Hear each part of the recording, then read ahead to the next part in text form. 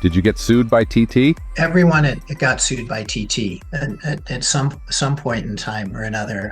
We had a period of litigation with them, but then eventually reached a settlement with them as a result of all of that.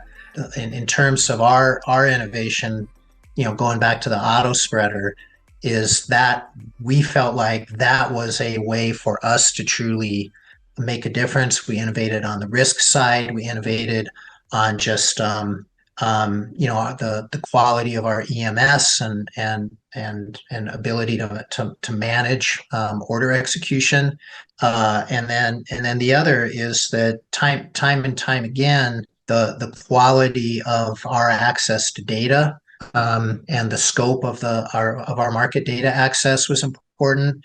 And then we were one of the early providers of APIs where because we were vendor of record and were able to, and it sounds boring, but if you don't do it right, it can be a problem. And we had very good exchange relationships at the time, and we were good at managing data. And so we developed APIs where you could either take as an API both our order execution capability and our data, or one or the other, and that became something that was very strong for us. And then the other side that we began to do as we had created a very strong software development organization is we started to do quite a bit of white labeling for different brokers, et cetera, as particular as brokers now have started to view themselves really as technology companies. That's become, I think, or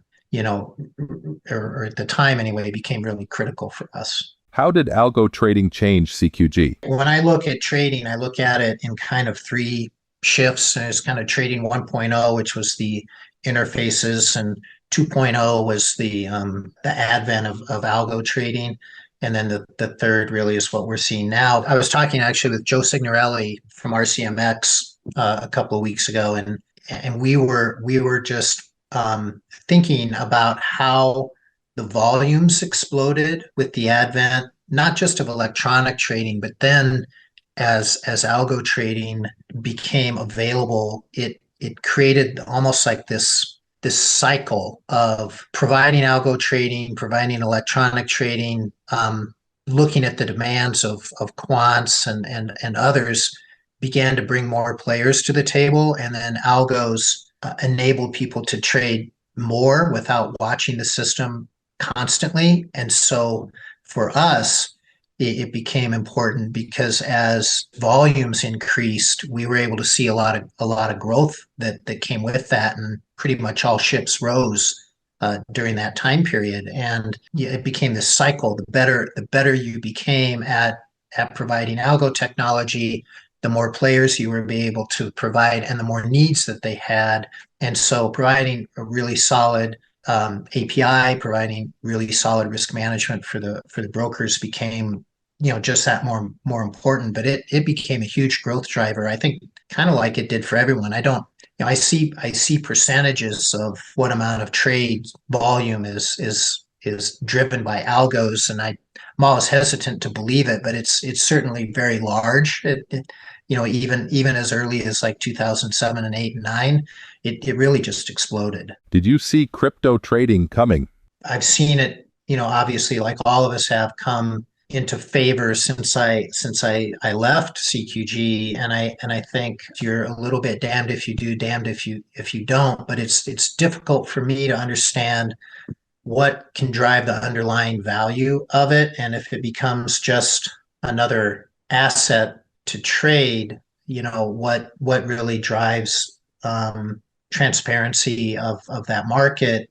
But the flip side is, I think, it seems to have enough momentum behind it that you can't ignore it. And so I think what you're going to see is what firms like CQG and TT and others are doing, which is they're going to offer it, but they're going to look to offer it in in as much of a predictable, stable way as they can, and not be necessarily first anymore. I think people were pretty frothy about it for a while, but I did a lot of work in the dot-com industry in the late 90s, and they were very frothy too, about their valuations. And when I would talk about, hey, you've got to have scalability, you've got to have a product that solves a problem, you have to have a strategy that generates real value. I would get, oh, give us something, give us some new thinking. And I think with crypto, the rules of business and the market will still apply.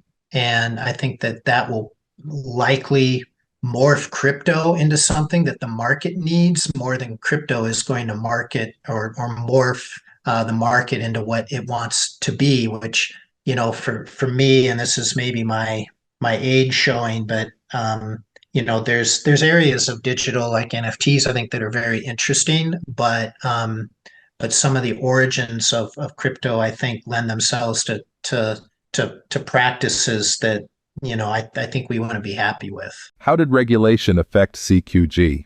Early on at CQG, as a data provider, because we were just passing through data, the way we were regulated was really being regulated secondarily by the exchanges. And so the way we were regulated is by complying with their rules. And at one time we even looked at, as we stepped into order execution, we looked, out at the industry and looked and talked to FIA and whatnot about would we be regulated as we got into trade execution, and the opinion at the time was that we wouldn't be, as long as we were complying really as a partner and as a contractor with the exchanges. We were in good shape. I think, and again, this has been since my time at CQG. I think that landscape is starting to change pretty significantly at this point. You're going to see a lot more technology firms coming under direct regulation, and they're so paralyzed, right, to get regulation out. But I think in this particular case, I think over the next 3 or 4 years, I think you're going to see a lot more regulation come directly on technology players like CQG, like Ion and Fidessa, everyone I think is gonna become subject to more regulation. What did you do after CQG? I left CQG in 2017. I had been there, gosh, 15, 16 years, and I was starting to think about how I wanted to spend, my next 10 or 15 years in the industry. And what brought me to CQG was I love transforming businesses. I love transforming everything from the business and organizational model to the cultures and things of that nature.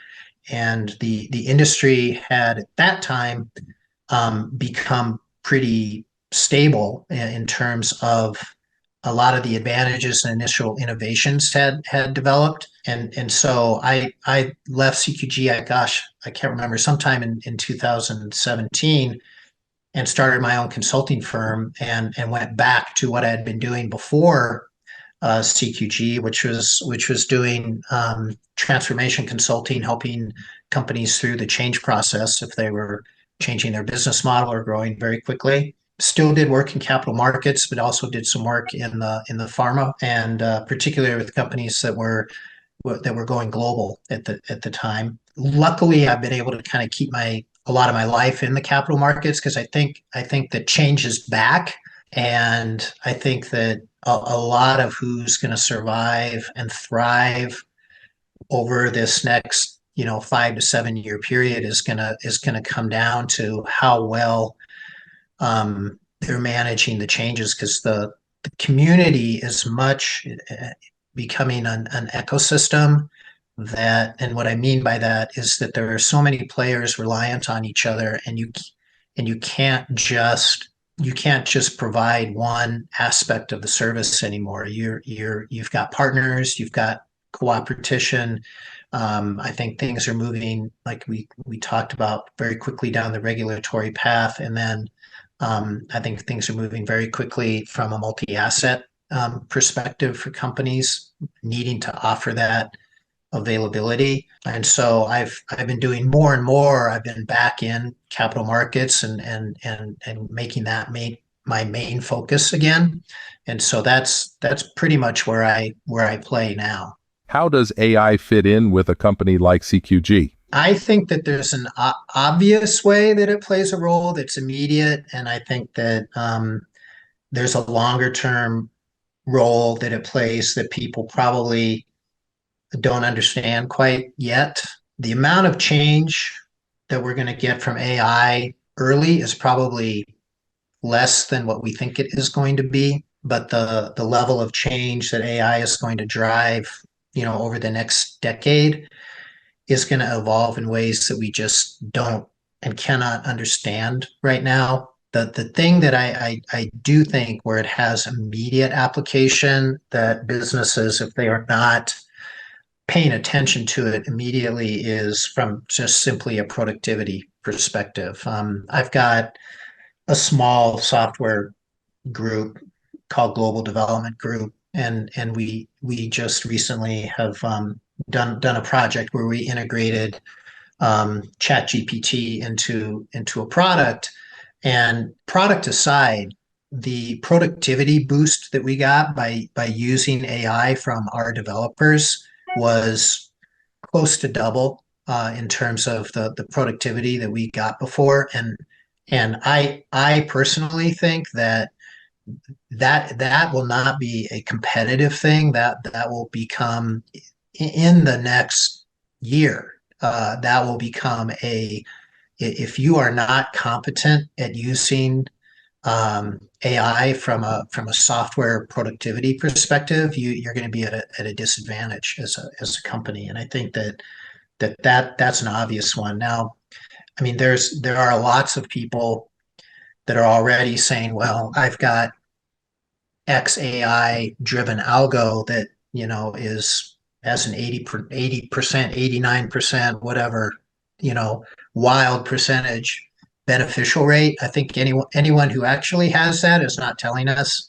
That aspect of it is going to take a lot more time to develop. And I think that, it's going to be interesting, but I think that, again, businesses that are interested in AI from, for example, a trading perspective, are still going to be bound by the rules of the market. And I think even going back years ago, I was looking at a document that I think Leslie Sutphin, I think she was part of the FIA committee on this. But when automated trading started to come online, FIA did a lot of research and work around it, and Leslie was part of that. And they had a lot of recommendations early on about, hey, you need to make sure if your system, creates some market disruption, that you communicate to the exchange, that you shut it down, that you have various safeguards on it.